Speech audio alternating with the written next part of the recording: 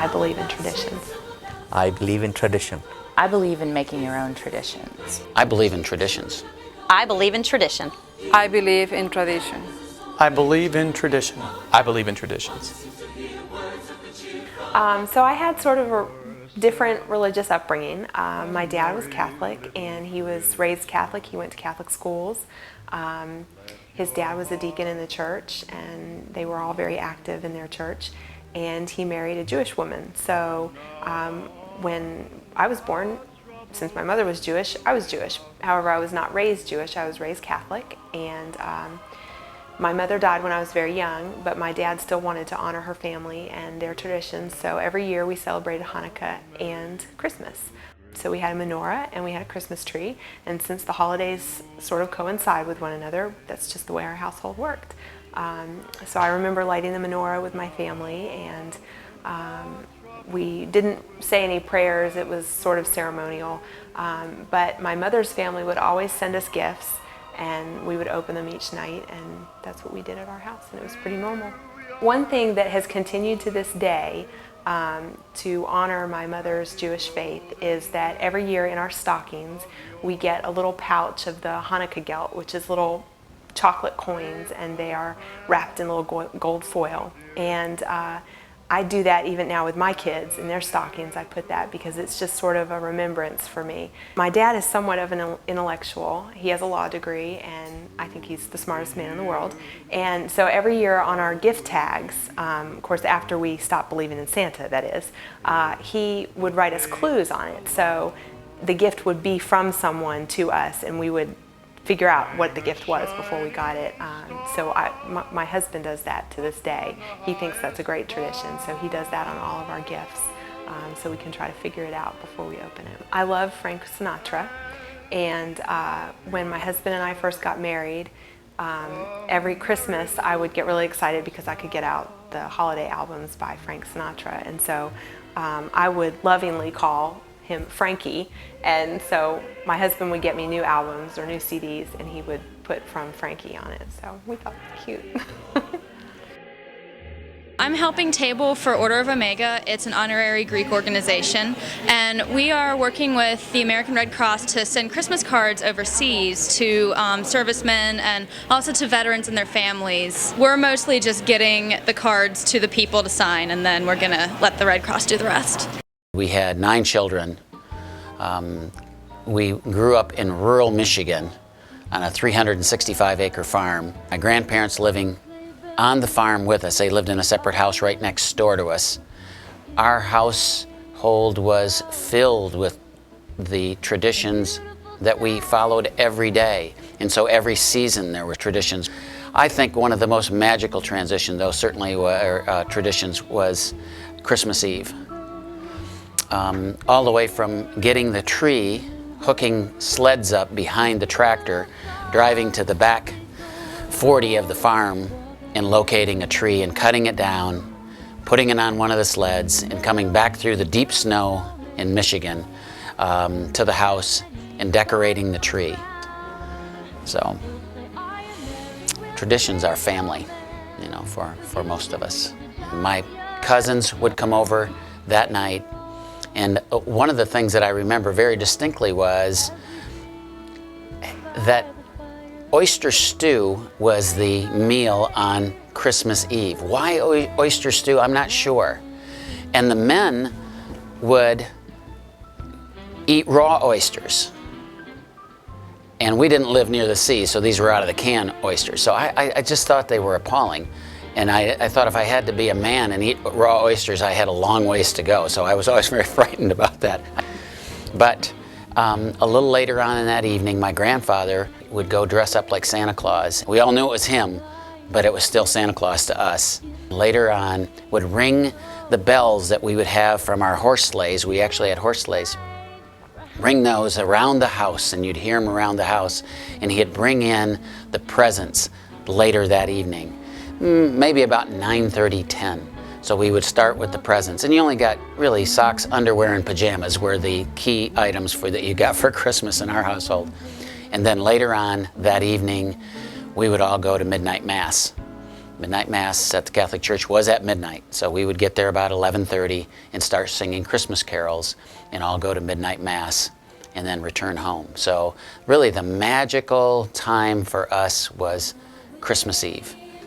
I think we still do a lot of the same things in some sense. We like getting a live tree. Once in a while we'll break down and get one at Food Lion, but most of the time we'll go out to John Young's farm, go out and pick out a tree, cut it down, and kind of go through that ritual. We always go to Christmas evening Mass. It's a very similar kind of routine that's just kind of updated to more urban Farmville.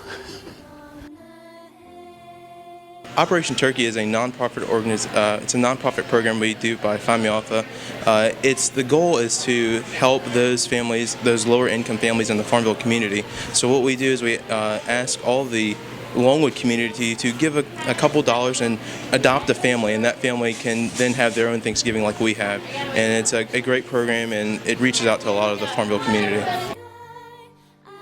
I grew up in Alabama in non-religious family, but in an area rich with Southern Baptists, and it wasn't too long before I began to really question religion. So I began to move away from the religious aspects of the winter holidays. And as I got older and started figuring out exactly what I did believe, I started questioning participating in any kind of Christmas traditions, because I guess I felt like a hypocrite for having a gift day without really believing in the basis of the holiday.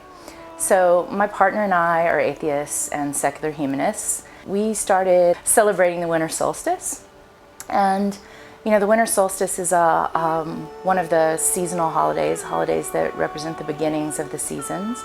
And so we think of this as the holiday of reflection. We decorate a solstice tree. What we wanted to do was go back more to the original meaning of the tree. Before the tree became a part of the Christian tradition, it was a part of pagan tradition that represented something that lasted through the winter. And we decorate it with ornaments of natural materials that are representative of animals and plants, and this is designed to help us reflect on the cycles of nature and our place in the universe. On the solstice itself, which is usually December 21st, it varies a little, we have a feast. We invite friends and members of our family of choice over to prepare the feast. That time in advance of the actual meal where we're cooking together, everything's made from scratch. It's a time for us to bond and rekindle those relationships, and then we share this meal together, and that's another point of reflection for thinking about the origins of our food and the effort that goes into the preparation of that food. We are doing a large event and a lot of little fundraisers for hunger awareness. The meal swipes is everyone can donate one meal swipe and it will come off their meal plan from this upcoming week. And the part of the proceeds go to Oxfam, which is an organization that helps feed families around the world. Hunger awareness is important this time of year because families that can't afford the expensive turkey dinner, or they have so many other things they have to worry about. They have to worry about, buying presents for their children and everything else, and just everything around the holidays is so hectic and busy that hunger is just a lot more evident. During these upcoming holidays, during Christmas, we celebrate what is called La Novena. La Novena is a Spanish word that is translated to the ninth. The nine meaning and symbolize the 9 days in order to prepare for the born of baby Jesus. And this is a tradition that I grew up with. I'm from Ecuador, a Catholic country. Been moving from Ecuador to live in the United States, I want to continue that tradition with my family. During this time, we celebrated, and we have a small, simple book. It's in Spanish, but it will bring us day by day. This is our introduction, but it will bring us day by day with what will be the celebration of it. And normally it is a reading that we go through and some prayers, but also there is reflection.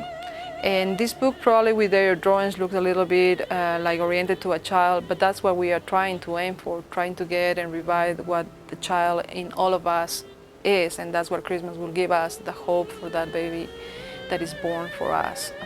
We celebrate this as a family, and if I were to be in my country in Ecuador, we will move one day at a time to different houses, could be in the neighborhoods, will be in different neighborhoods, because it is to make all of us to be as the family that we should be around the world. San José, tú limpiarías el suelo, encenderías la lumbre, acarrearías agua fresca y luego te postrarías a orar y esperar en silencio el inmenso milagro. Ayúdanos con tu corazón de hombre puro y resignado a los designios de Dios a aceptar nuestros trabajos con alegría. So what it basically says to Father Joseph is, he as a father will take care of his wife, cleaning out the place where they are at, giving some light, bringing some water, praying and waiting in silence for this miracle that is going to happen. He has a heart that is pure, and he accepted his obligations, but he accepted with joy. Some of the symbols that we have in Ecuador, we are really crafty, and what they have done in my graduate school time, they created this little nativity set on a stone. When my husband and I were living in Ecuador, we actually make our nativity set within the little hole that a chimney will have it, put it our different pieces and decorate it with dry flowers in Ecuador. And when we lighted it up, it actually looks like a live scene. And sometimes we are not able to celebrate on our house, on our home. So we have one that it was just cut it out, the pieces, and stuffed them in. And this is a trouble, if you want a trouble nativity set. And again, it's simple, but as my son will say, until the day get born, baby Jesus is sleeping. And he will wake it up at the time that it is the day to be.